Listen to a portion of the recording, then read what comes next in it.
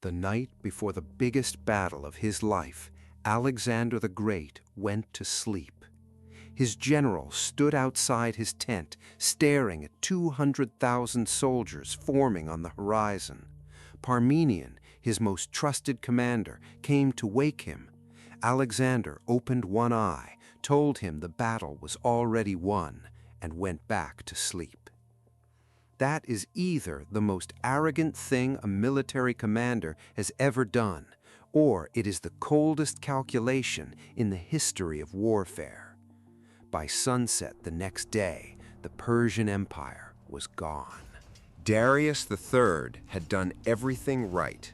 He had chosen this ground himself, a flat, open plain in what is today northern Iraq called Gaugamela.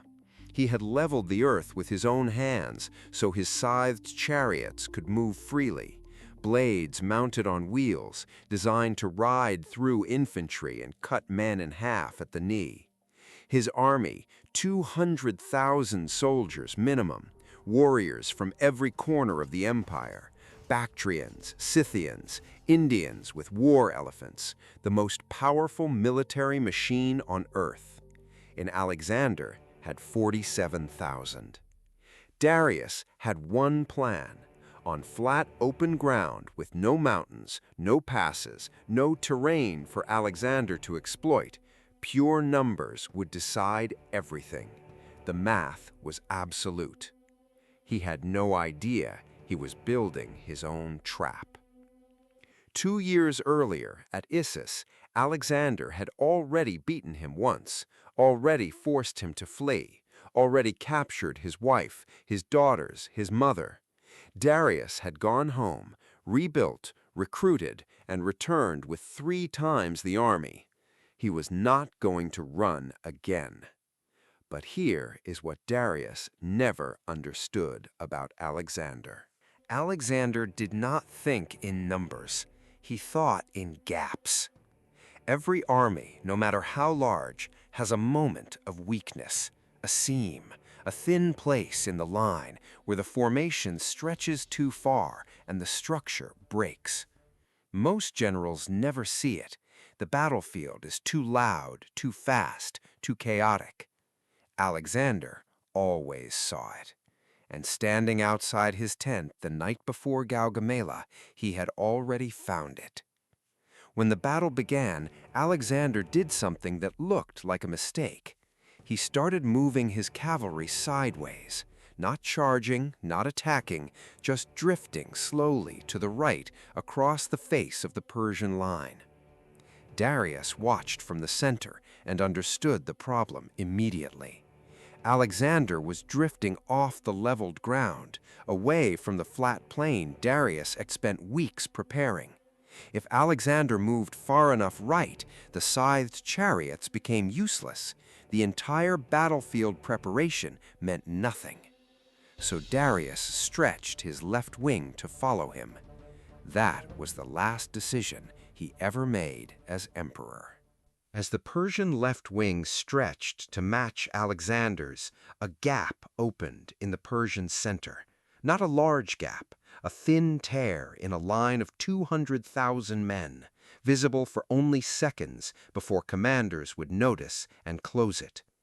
Alexander saw it from horseback across a field of noise and dust and dying men. He turned his cavalry inward and charged. Not at the flanks, not at the weak points on the edges, directly at Darius himself, at full gallop, driving the companion cavalry like a spear through the heart of the Persian army. This is the moment historians argue about for 2,000 years, because what Alexander did was not just tactically brilliant, it was psychologically devastating. He was not trying to win the battle. He was trying to make Darius flinch. Darius flinched. His chariot turned and ran, while his army still outnumbered the Macedonians 4-1. 200,000 soldiers watched their god-king abandon them in real time.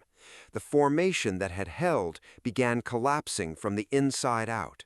By nightfall, the Persian army was not defeated, it was destroyed. Babylon surrendered 2 weeks later without a single fight. Persepolis, the capital of the empire that had ruled the known world for 200 years, fell in January 330 BC. Alexander burned it to the ground. Darius died 3 months later on a dusty roadside, stabbed by his own generals, abandoned by the men who had once called him a god. Alexander found the body. He covered it with his own cloak. Think about what that means. The man who crossed into Asia with 47,000 soldiers against the greatest empire on earth, who refused to sleep the night before the most important battle of his life because he had already won it in his mind, who looked at a gap in a line that no one else could see and drove straight through it without hesitation. That man stood over the body of the king he had spent 3 years hunting and felt nothing but emptiness.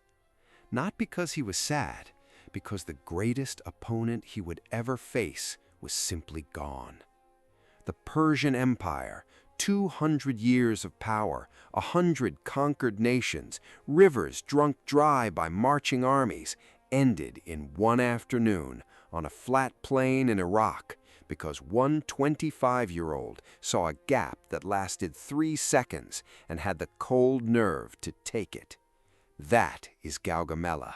That is Alexander.